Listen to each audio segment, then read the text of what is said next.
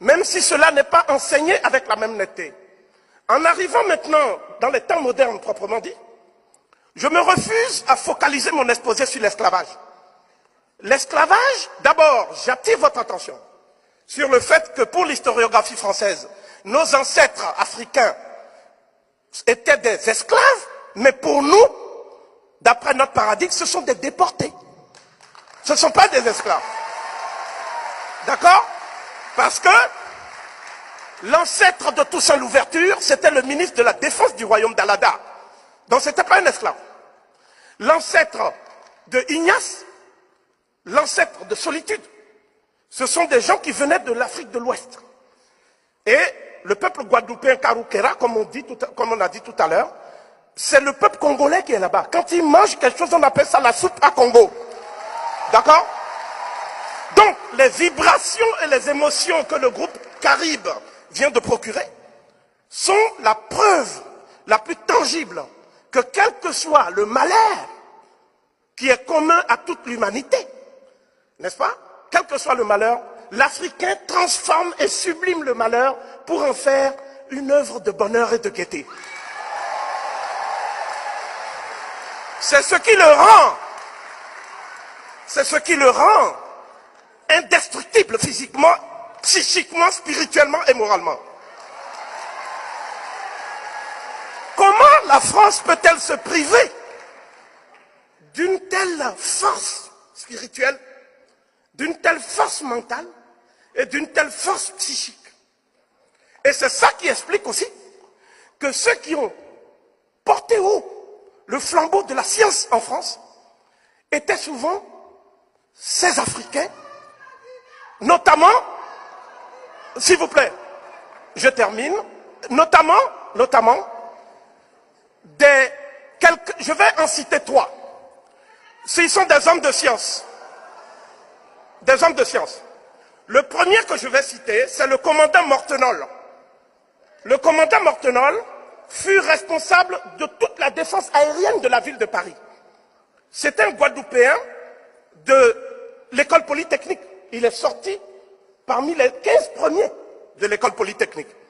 Et la République l'a oublié.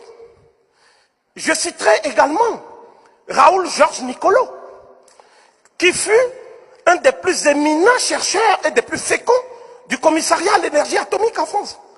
Il a été candidat aux élections présidentielles en France.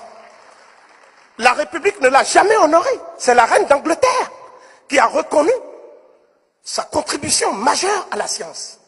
Je citerai Rose Dieng, la regrettée Rose Dieng, première femme africaine sortie de Polytechnique, spécialiste de l'intelligence artificielle, qui, à Sophia Anthropolis, a apporté une contribution majeure à tous les projets de téléguidage, de trains, des TGV, etc. en France. Qui le cite dans les manuels? Personne. Au nombre des politiques, pour ne pas être fastidieux, puisque je viens brièvement de rappeler la mémoire de quelques hommes et femmes de science, au nombre des politiques, on peut citer un homme qui est mort tragiquement suite au bombardement des Alliés en 1945 au camp de Buchenwald, à savoir Raphaël Élysée, le premier maire de France. C'est lui qui a grandi les cantines scolaires gratuites en France, dans la ville qu'il a administrée. C'était un résistant.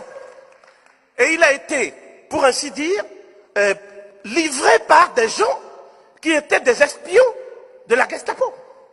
Donc cet homme, il a pratiquement, on ne se souvient plus de ce qu'il a fait. L'homme qui a lutté contre le général de Gaulle sur le plan du droit, c'était le président du Sénat, le Guyanais Gaston Monnerville. Et tout a été fait en France pour l'empêcher, en cas de vacance du pouvoir, de se retrouver en situation de diriger la France. Gaston Monnerville était un très grand, un brillant sujet.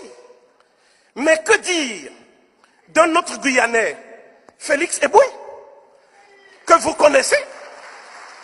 Le général de Gaulle avait coutume de dire que c'est le premier de tous qui a eu l'audace de répondre à son appel. Le général de Gaulle prêchait dans le désert En France même, les résistants étaient contraints de se barricader. Ils n'étaient pas, si vous voulez, je parle de tous les résistants, à part quelques poches, comme le plateau des Glières avec Tom Morel, ou le Vercors. Il n'y avait pas de résistance en France. Le théâtre de la résistance, c'était le Tchad.